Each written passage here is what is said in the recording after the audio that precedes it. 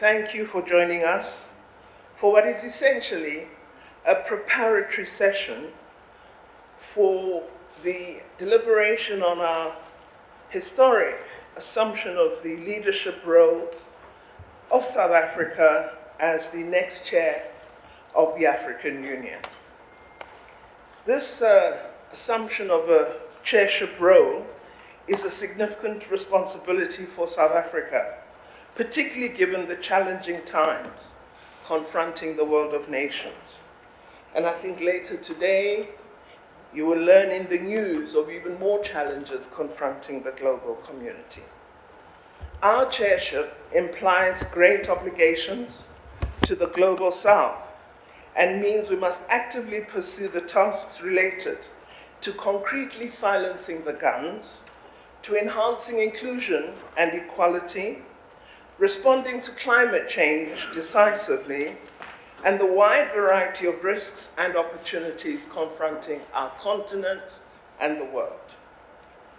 Our engagement today will reflect on the strategic orientation our country takes as we assume this leadership mantle to steer our continent to a higher level of political and economic success, building on the sterling work of our predecessors. Our country will assume the chairship of the AU at the 33rd Ordinary Session of the Assembly of Heads of State and Government of the AU, which will be held in Addis on the 8th and 9th and 10th of February 2020. Additionally, South Africa will also assume the chair of the Africa Peer Review Mechanism, which some of you might recall, and the AU Committee of Heads of State on Climate Change. This is quite a demanding scope of work for our president and for us as government and for you as our representatives in different parts of the continent and the world. It's made even more challenging in that this year is the final year in which South Africa's non-permanent membership of the United Nations Security Council continues to be held. Our non-permanent membership of the UNSC, as Ambassador Machida would confirm, and welcome, Ambassador, has allowed us to leverage all opportunities to make the most of our membership of this strategic platform. You would be aware that the first year of our membership has been beset by tectonic shifts in global affairs. The challenges to multilateralism, while evident for many years, became a dominant reality that altered global reality and relations fundamentally. South Africa has showed firm resolve in its foreign policy based on fairness, justice, equality, and respect for practices that focus on the core values of human dignity. It is our belief that all these values can only find expression in globally fair trade and in inclusive economic prosperity, even-handed global governance, and the entrenchment of the principles of multilateralism. It is now clear that these principles enjoy inadequate global support right now. Not because they are irrelevant, but due to the fact that the global community has increasingly felt compelled to focus on self-preservation rather than the good of all. For many of our friends worldwide, South Africa is viewed as a powerful, progressive alternative, able to articulate the concerns and interests of the marginalized and vulnerable, while upholding the agreed progressive universal principles of the United Nations Charter. This is what the world expects from us, that we would be a beacon of enlightenment. That's how we are seen by others in the world. And we need in our actions to maintain and uphold that perspective and image of ourselves. All of these imposing, and there's no doubt they're imposing, all of these imposing international challenges and responsibilities will exact a toll on South Africa's leadership capacity, and indeed on its capabilities, at a time when we as a country face a myriad of national challenges. I think it's no exaggeration to say that politically, economically, and on the governance front, our country is probably facing the sternest test since the dawn of democratic dispensation in 1994. We are fighting off the possibility of a credit rating downgrade, but also we have the duty to revive, with confidence and a positive air, a sluggish economy, even as we push back a high unemployment rate in the face of continued private sector job shedding.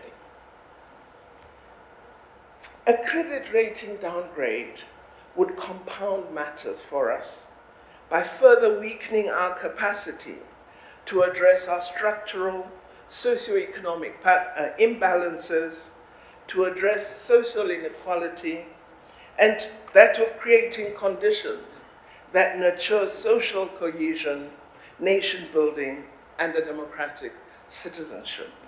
So we must make sure we avoid such a downgrade and that we make good on our promise that we will change.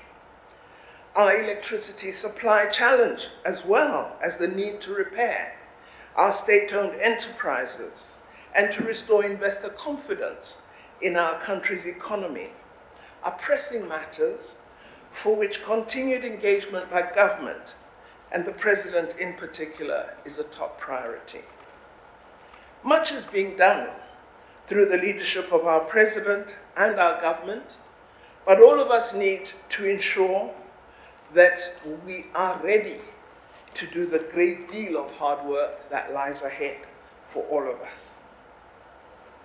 So against this national and global background, we as South Africa remain among African nations that are playing host to thousands of African migrants, often violently uprooted from their home countries by civil strife, war, poverty, and political or ethnic persecution. The intermittent attacks on foreign nationals, who are often accused of social crime and stealing South African jobs, has become something of a frequent occurrence in our country that we need to confront and challenge. This situation has earned our country the criticism of several countries on the continent and of a number of civil society organizations. That said, I have no doubt in my mind that we are equal to the task at hand.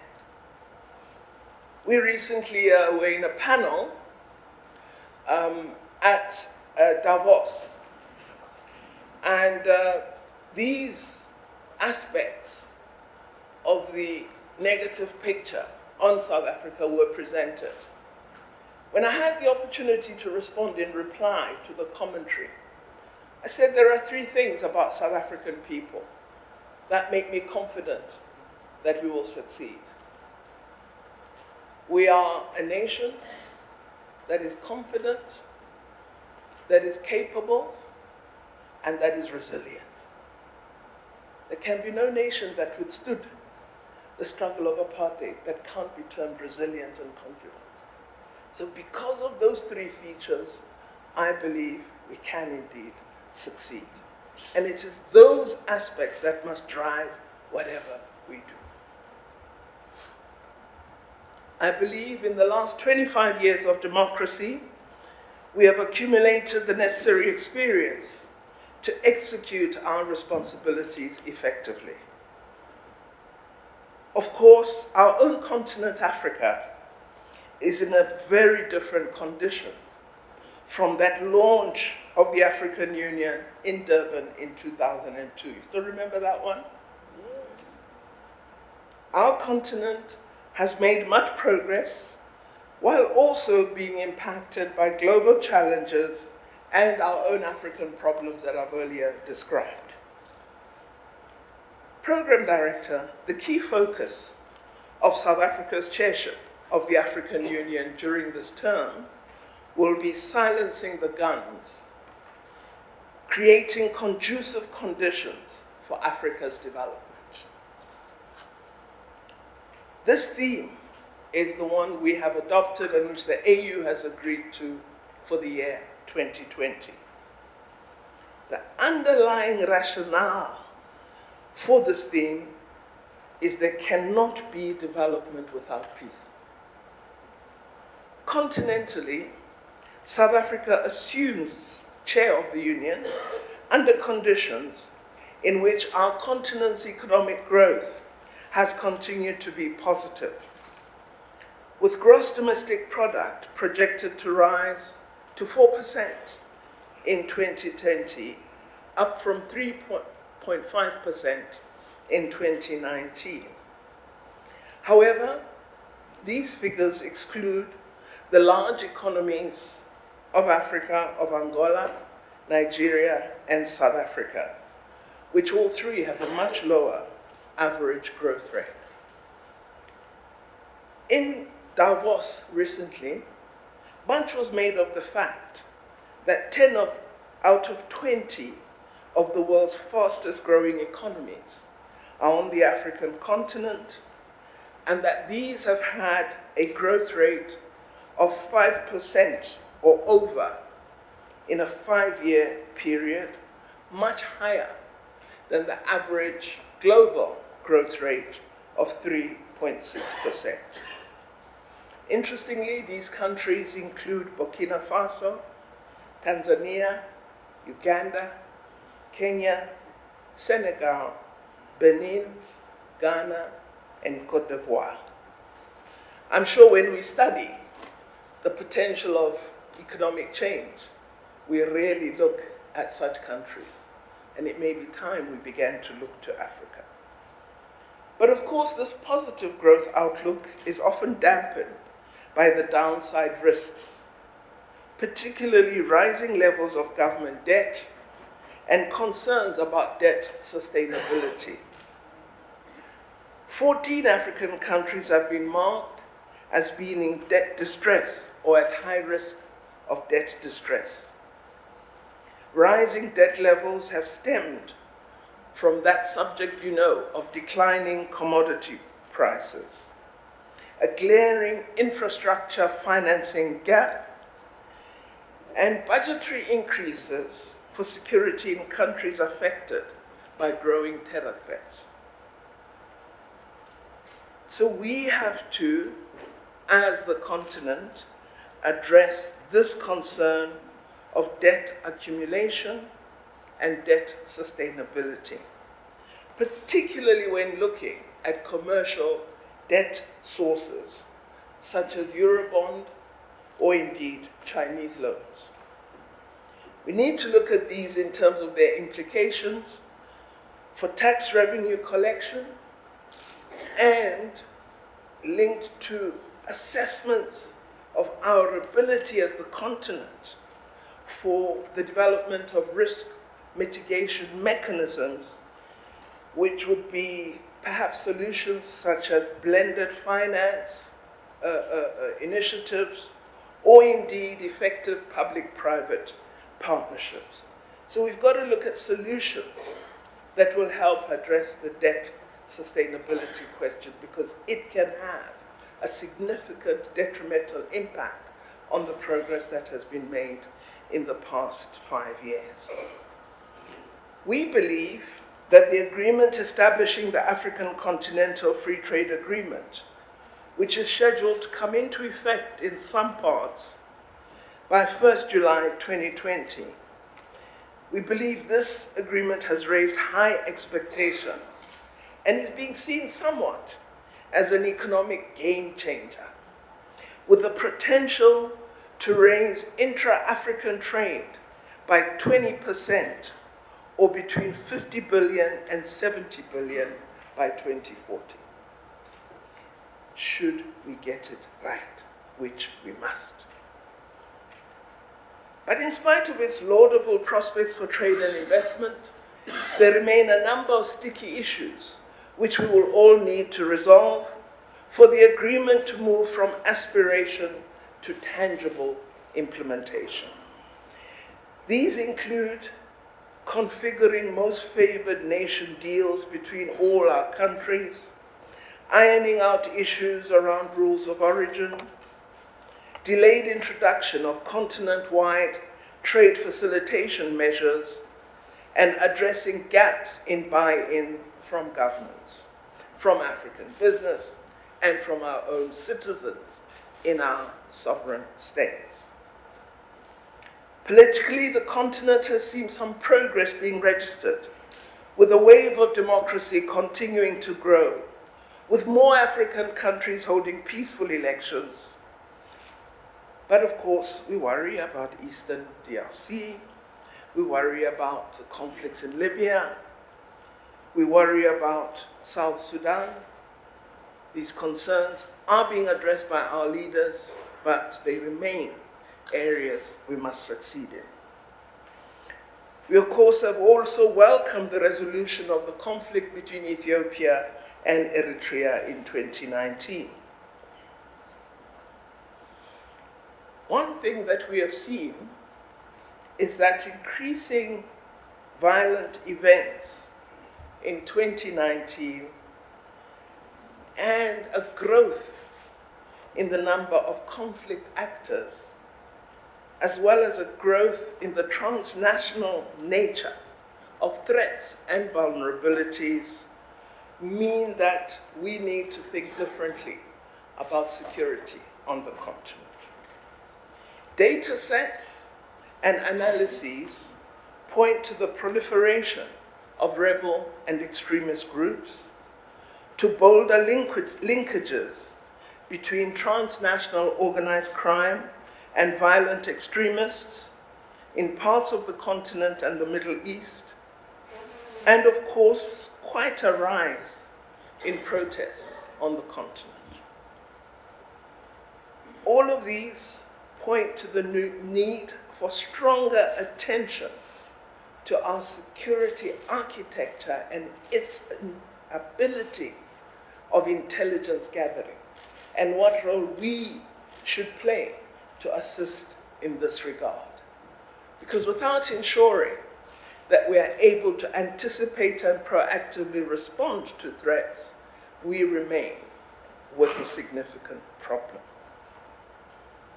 Attacks by militants affiliated with Islamic State and Daesh in the northern Mozambique province of Cabo Delgado have raised concerns about an Islamic State presence in new territories where we see some allegiance with local militant groups.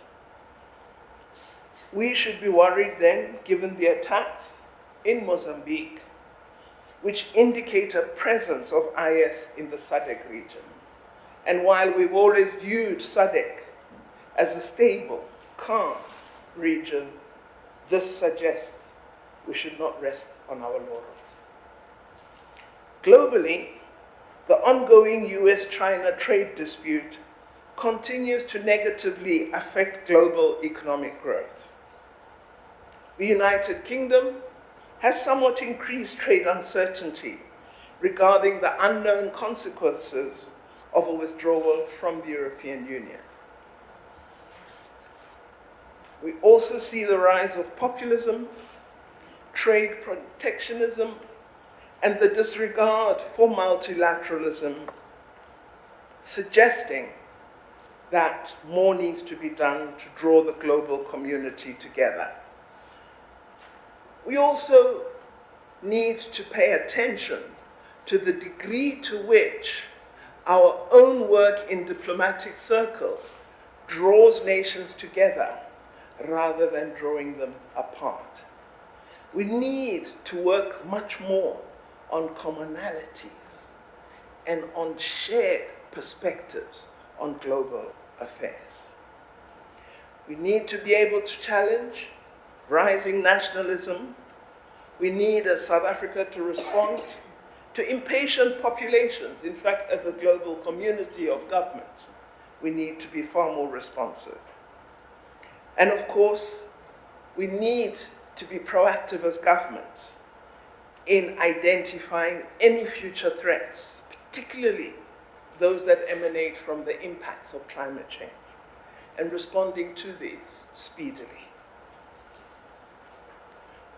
While there seem to be promising prospects for level-headed engagement between the United States of America and the People's Republic of China, we have to be on the alert against unforeseen global turbulences, as sometimes our weak structural orientation makes us vulnerable to negative currents, as we saw in the global crisis of 2008.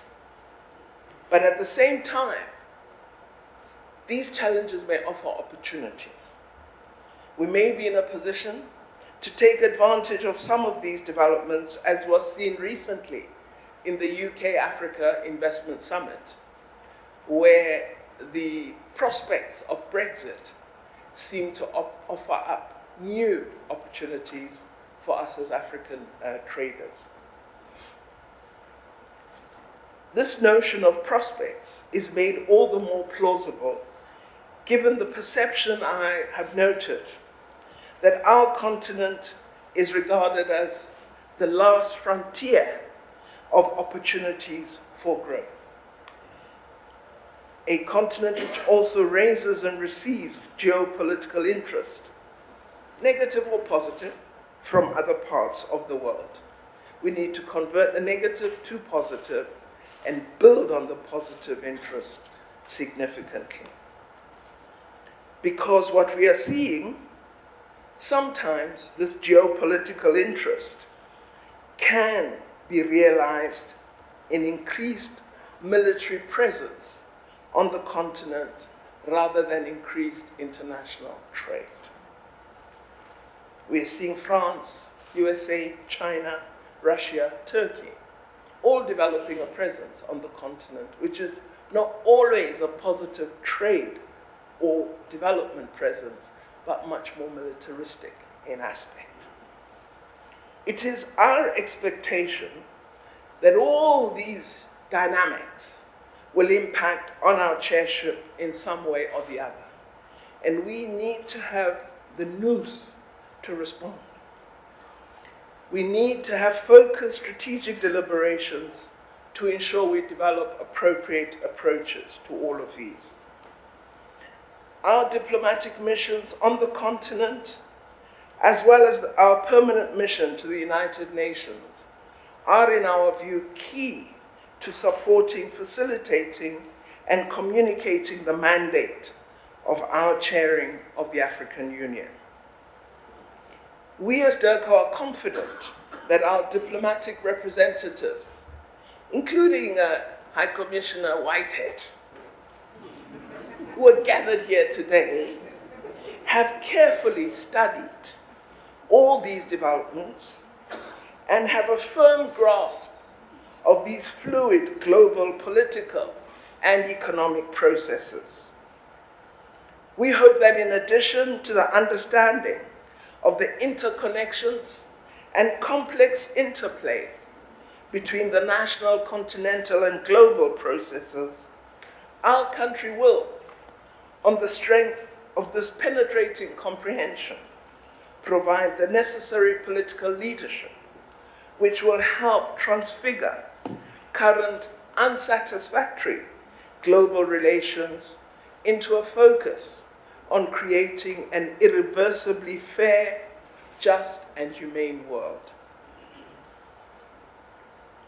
Right now, South Africa is at the center of this continental and, by extension, global responsibility. And the reason we've gathered here today is to prepare ourselves for this important task, to ensure that we find ways to succeed in fundamentally altering Africa's condition, or at a minimum, laying a firm basis for that to happen. I think we owe that to Africa as well as to the world. So having set out some of what I believe are the complex interplay I hope you will deliberate upon as we go through the day, I wish you well, and mine was to attempt to provide a framework. The instructions will come from our president. So I thank you for listening to me, and I wish you fruitful deliberations. And for all of you who've made the effort to be here, traveling in painful international economy class, I sincerely thank you. Thank you very much.